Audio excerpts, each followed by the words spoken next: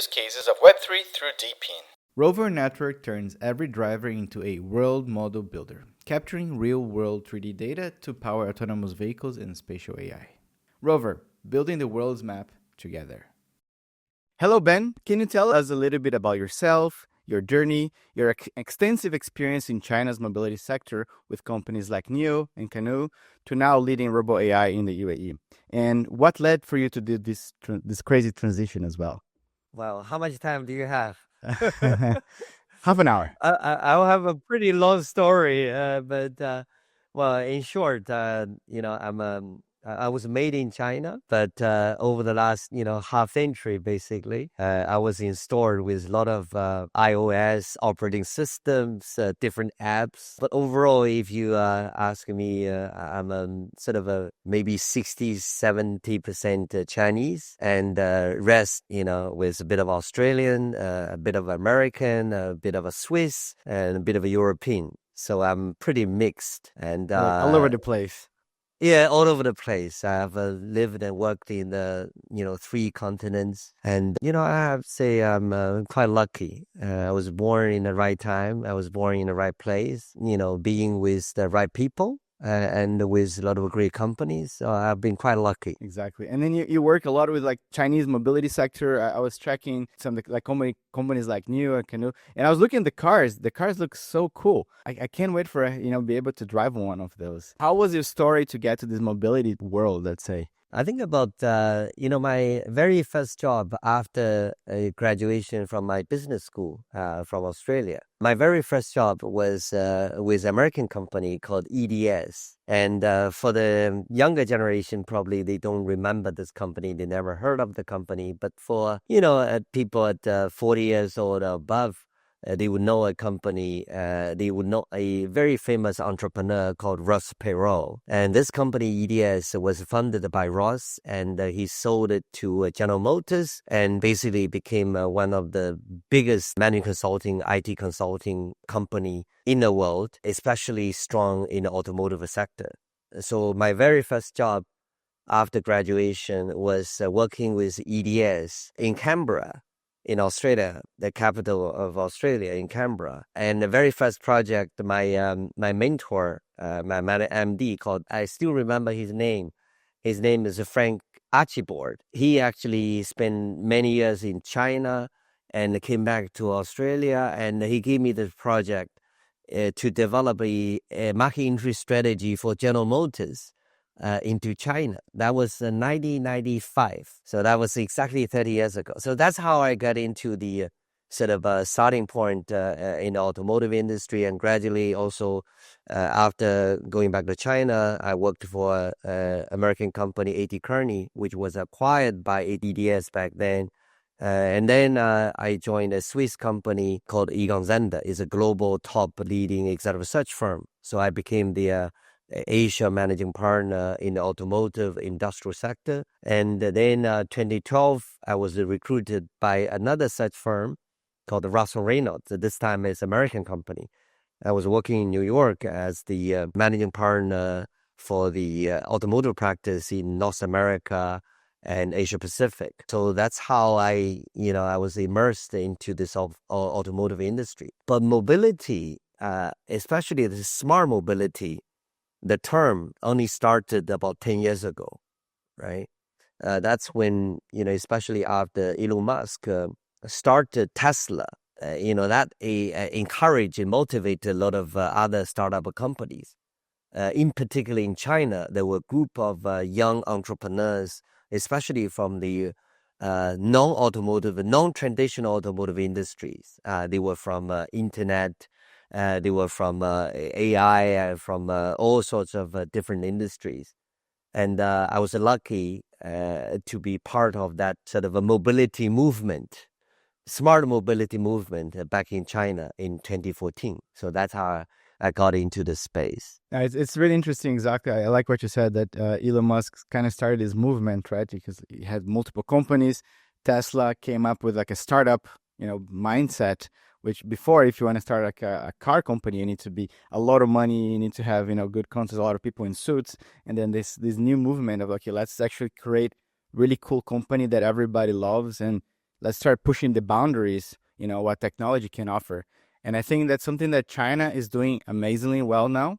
And more every time I go to, Asia, everywhere. I was in Hong Kong, like we met, I think it was like last week. Just being able to see everything that's happening, gives me a little bit of goosebumps. I think a lot of people, are very grateful to Elon because he created something that for other startup entrepreneurs to believe that one single person can do something so great that can transform the entire industry. His venture in Tesla actually inspired a lot of young entrepreneurs, including the founders of NIO, William. I was lucky to work with him for the last almost 10 years. Basically, for entrepreneurs like William, especially for William, he felt, especially given the emergence of the electrical vehicle, that gave the tremendous opportunity to transform the traditional industry, not only in terms of the product itself, but also in terms of technology, in terms of how to introduce autonomous driving, and also how use the different enable this new industry to embrace the new business models, not only on the EV, but also on the battery technology, autonomous driving, and how to engage the community, how to challenge the traditional sort of OEM, dealer, and then customer business model. And for him and for many entrepreneurs, they felt what Elon did and what Elon enabled and the new technology enabled is the industry can be connected directly with end consumers, end users. So that was a great inspirational period. Everything is led by technology, right? By like this kind of like startup mindset of trying to change the status quo. I have it's similar idea of what was Blockbuster, then came Netflix. Now the same thing is happening with the cars, right? So every 10, 15 years, there's something, a great new idea, a great new entrepreneur or group of entrepreneurs. They did something that's so inspiring that a lot of people are following. But I think we are getting a different stage for me personally. I felt this world is into something quite different from 10, 15 years ago. Yeah, let's talk about that. Like, can you tell us a little bit about Robo.ai and what led you also to be resident of the UAE? Sorry. Sure. Actually, our past life started almost the same period as those Chinese startup companies, because our founder, he and his co-founders basically saw the opportunity that EV is going to change the world, right? So he was the pioneer to start this. He actually launched the very first pure electrical MPV in the world about, I think, 11 years ago in the Shanghai Auto Show. But over the last 10 years, our company has evolved. Certainly, the first stage is we're trying to produce and manufacture and invest and do the research, everything by ourselves. And then a few years ago, luckily, we received the investment from the Middle East, and we went public as a public company in NASDAQ, but as a Dubai-based, UAE-based company. And because where we are in UAE, we do not have the scale of the market like in the US, like in Europe or in China. And we cannot afford to, like doing the manufacturing, all the infrastructure, everything starting from scratch. So our company has to do something different. And also, when we are doing our transformation, the technology is also doing is also going through their own transformation. So from the pure electrical vehicle, evolving into a smart vehicle, right? And smart vehicle and gradually into the robot taxi and robot cars. So we were lucky that a few years ago we received investment and we are based in UAE. And also given the technology change, we suddenly realized we don't have to be perfect on everything. We don't have to build our supply chain, build the infrastructure, build the community, invest in a huge amount of money, billions of dollars in R&D, because every period the technology will have a kickoff, starting, and followers, and then gradually the technology becoming very mature. But however, there's always a gap between different product, different technology, and different geographies. So for us, there's a great opportunity. I would call a global arbitrage opportunity for us, right?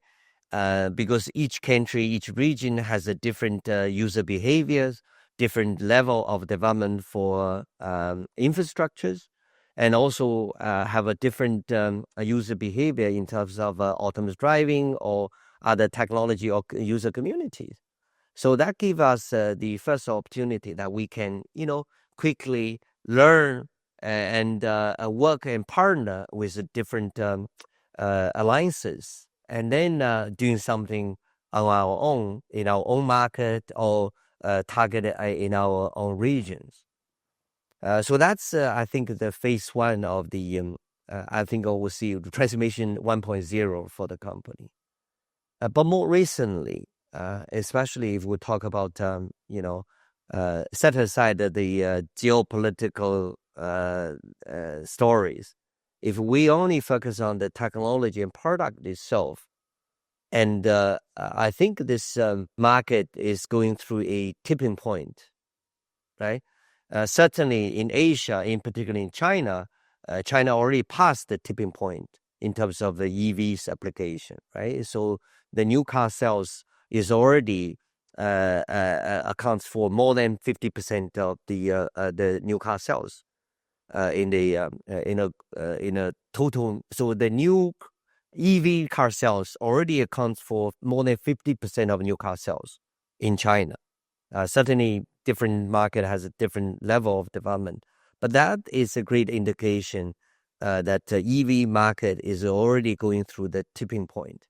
So for us, the next wave is really the electrification plus the AI and plus the robot technology. So that's, for us, is a great opportunity. So instead of competing with Tesla and with this leading international players purely on the EV, on supply chain, our company, our board, our management, our founders realize we have to do something very different. That is to look at the future, to aim for the future. So we have to give a range of the, I would say, a levy, a pre-levy for the technology. We have to aim what will be the market like and technology like and product like in the 3 to 5 years instead of what's happening today. So certainly robotic technology, AI, and plus more and more relaxation of the regulatory side, right? So that's why we are very lucky, where we are, right, in this country. This country has provided us a tremendous opportunity that we can aim for the technology of the future instead of copying other people or following other people, because the leadership in this country is extremely visionary, and they are very open to everyone. They are friendly to everyone. They want to learn from everyone, but they don't want to just be a follower. They want to be a leader in their own field with their own approach. So I think that's why we are very lucky. Rover is mapping the world in 3D using LiDAR, GPS, and a global network of drivers. Every mile they drive helps train the technology behind self-driving cars, delivery robots, and next-generation maps. To support open research, Rover shares a free sample of real LiDAR and GPS data. It's a great resource for developers, students, and robotics teams to explore and experiment with real-world mapping. Rover, building the world's map together. I love this idea that the UAE right now is the place to be, and forget about world politics tensions that are happening. Let's just focus actually on building technology for the future, right? I think, and then where you are right now, it's the place that you don't need to worry about all these problems. Let's try to focus on changing the world that we believe, and that's something that I love it. I think it's super strong. I would like to talk a little bit about Robo AI as well. You say that usually sits between the crossroads between machine economy and digital economy.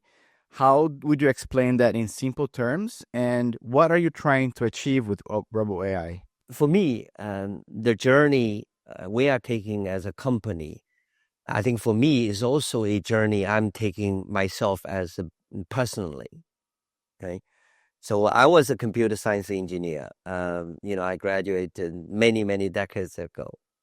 But back then, I was checking I remember after my graduation, my very first working machine. I was working with a very leading company, and we were using the a world-class state-of-art computing facility, and that computer was called MacroVax 2, developed by DEC.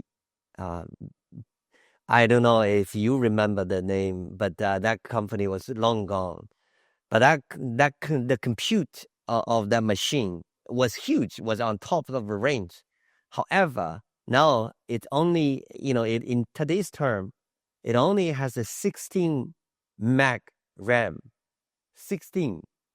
And they have a 1 gigabyte hard disk, but it's like a huge 1 gig. But that was 30 years ago, right? So the journey I'm taking now together with the Robo.ai is suddenly a lot of things are happening, right? I always felt when a company or a person is going through their own transformation, they cannot forget their past. They have to remember their legacy. They have to remember their root. So for us, we came from a electrical vehicle, new energy vehicle company. So mobility was our past, and it's also our present. And I think smart mobility is our future. So that's how we started. But we are evolving from an EV manufacturer to a smart car or smart mobility company, but also from smart into a robot company. We will have robot cars. And also we invested in this eVTOL company we call now Rovito. We are also investing and collaborating with partners on the last mile autonomous driving vehicles, delivery vehicles. And we are also working with other partners in terms of other robotic technologies. And more recently, we also invested in a blockchain company, right? So for us, if a lot of people think our company is, I have been receiving a lot of compliments from a lot of people and a lot of friends. They say, wow, you guys are doing something amazing. But I felt like, the transformation path we're taking is very logical. It's very logical. It's very organic to some extent. But the organic part is also coincides with a lot of the accidental part, the random part. So the random part is, where we are physically. A random part is how the AI technology, robotic technology are evolving and transforming. But those random part actually combines very well with the organic part of the company's history. So that's why even for me, I really felt after being nominated and appointed as a CEO over the last 5 months, I'm learning a lot. I'm learning a lot of new jargons, but also I'm learning a lot of concepts. But luckily for our company and for ourselves, all the concept, although it's new concept, but it actually worked perfectly, organically with our company's legacy, with our company's asset. So that's why, actually, 3 months ago, we changed our name from a very famous physics scientist, one of the most famous scientists in the world, from his name into Robo.ai. And also our domain name, we choose the roboai.io. Because even thinking about this domain name, that give you a very clear idea where we want to be. Robot, that's where we came from. AI, what we really want to incorporate. And .io indicates we want to not only we have to build up the smart mobility, smart device, but also we want to build our smart assets. So that's why 2 months ago we decided to invest in this leading DePIN company called Akron, which you know very well. The founders and the funders, you know them very well. So because for us, after knowing the founder and the founders team and learning about their business, we felt what they are doing in DePIN business is actually very relevant to us as well, because the approach they take to transform the traditional assets into a smart asset is exactly the path for us. We want to transform our smart mobility and smart device also into smart assets. So that's why we decide to invest in Akron. A lot of people were asking about us, how is so why did you invest in this company? For me, the decision made by the board and by the management was quite straightforward, because we have seen the tsunami is coming. The tsunami, what I mean, is the machine economy, right? We have seen the great tsunami, machine economy is coming. And we have a huge asset. We want to be part of it. We don't want to be destroyed by the tsunami. As a traditional smart device company or a mobility company or EV company, instead, we have to embrace this tsunami. And we know this trend. If we certainly, I personally, I'm not technology. I cannot claim any near to a expert or in a blockchain or crypto or anything. Even I've been reading a lot of books, I've been buying a lot of books, but technology-wise and product-wise, technical-wise, I don't think any of our management team are that sophisticated.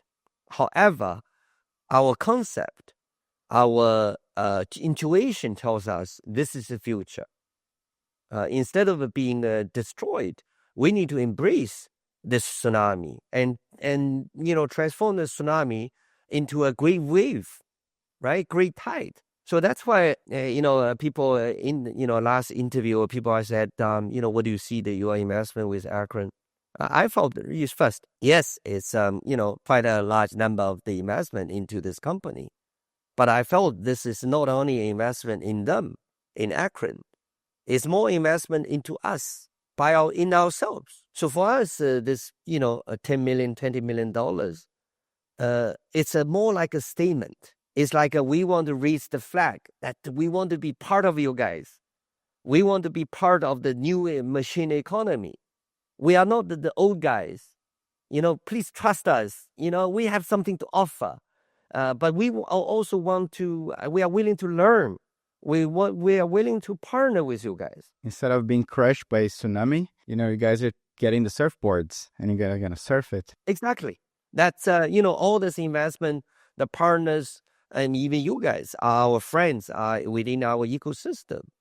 We want, the reason I'm very willing and very happy to be interviewed.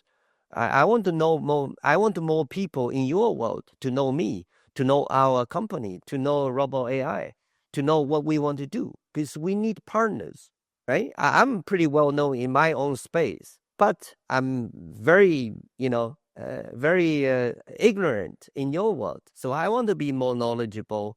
I want to make more friends in your world, because eventually, if we want to be because what I've given our company's future is we want to be the leader of the smart, open machine asset. We want to be leader of the smart, open machine economy.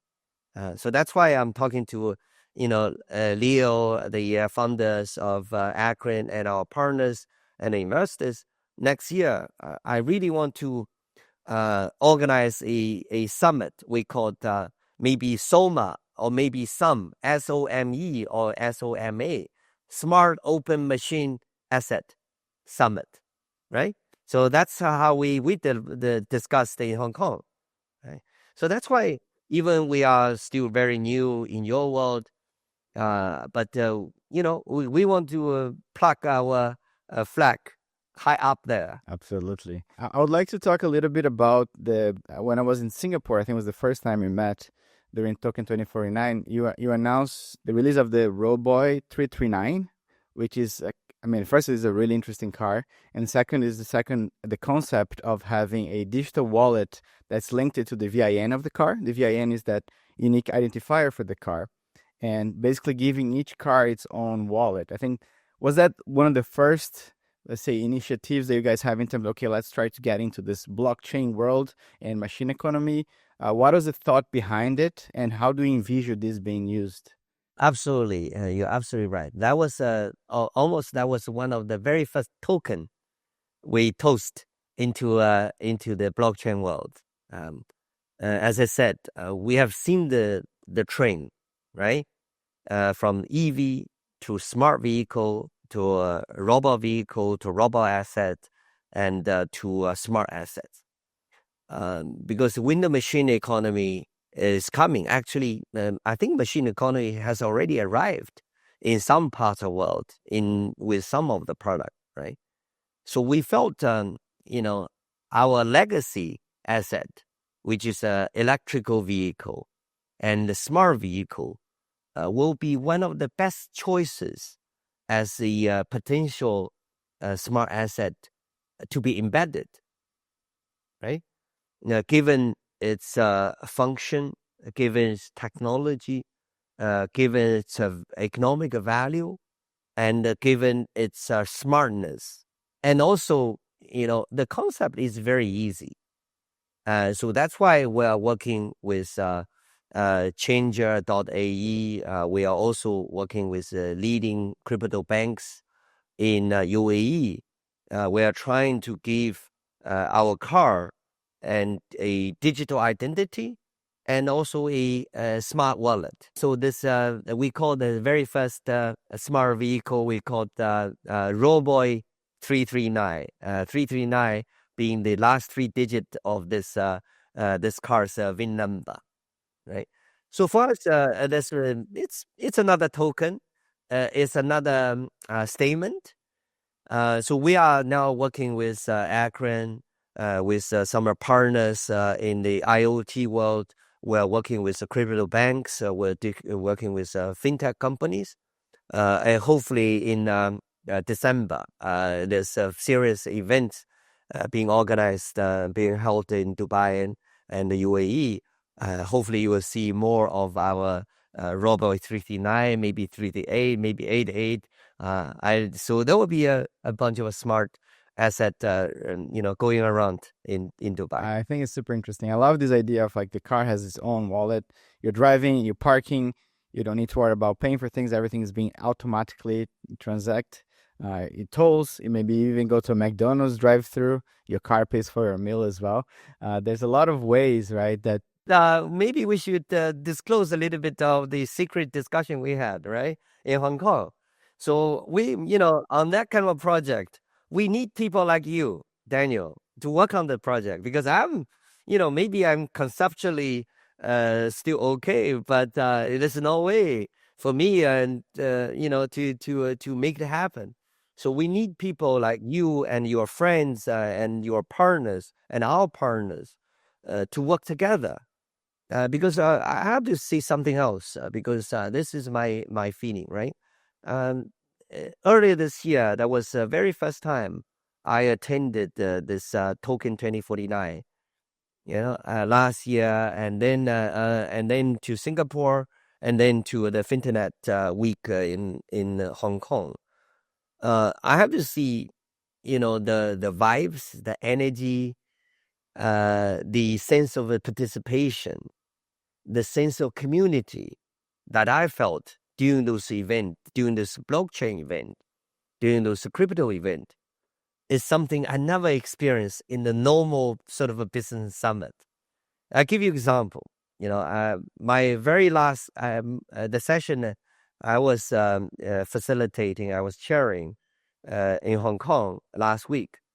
I was chairing the very last session. I started 4:30. My God, normally in any business summit, in the last day, in the last session, if it's if the venue is half empty, you're already very lucky. But then in Hong Kong, it's still a full house, right?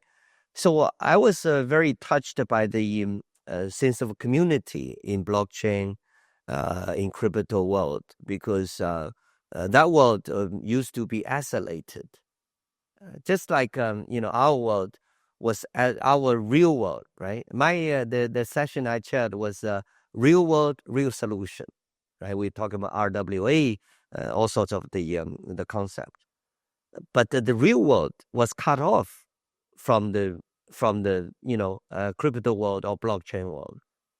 But now I think these two worlds are emerging, are integrating. That will create a huge opportunity for both, right?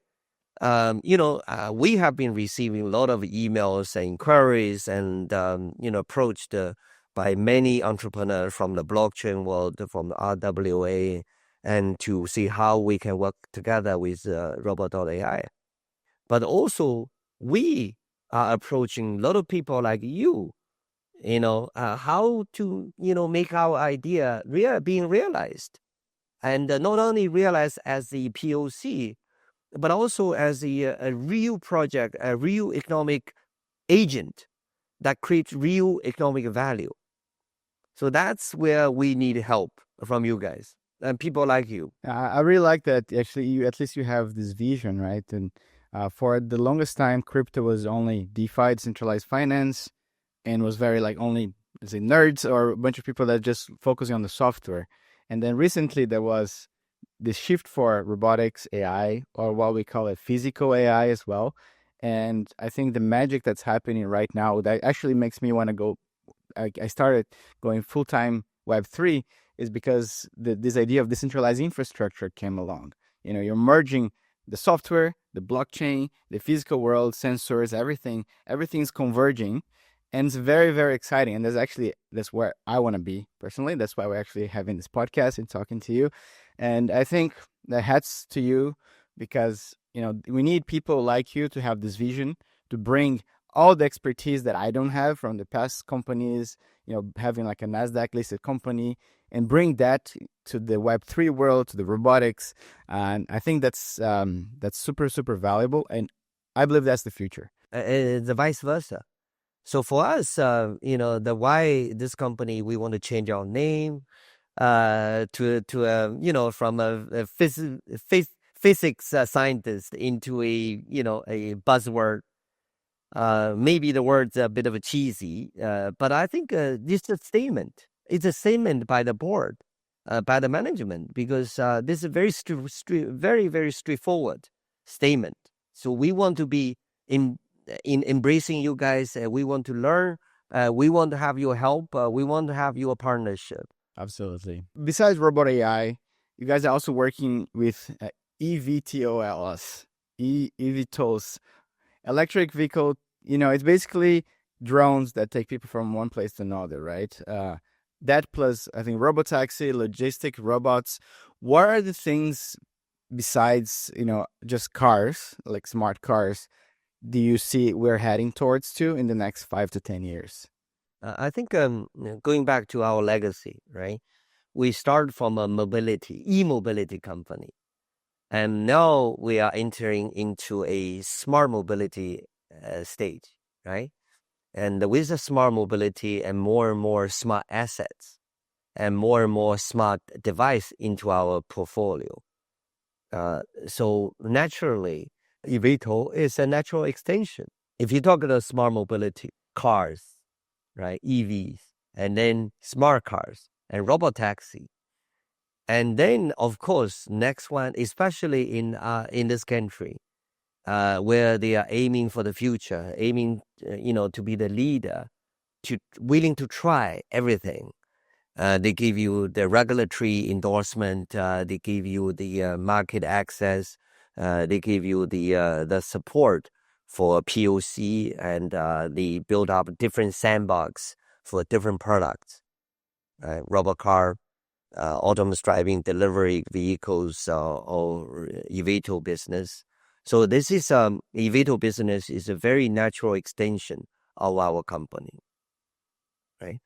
And if you think about this future, and I think this I don't want to see everything's possible, but a lot of things are possible, right?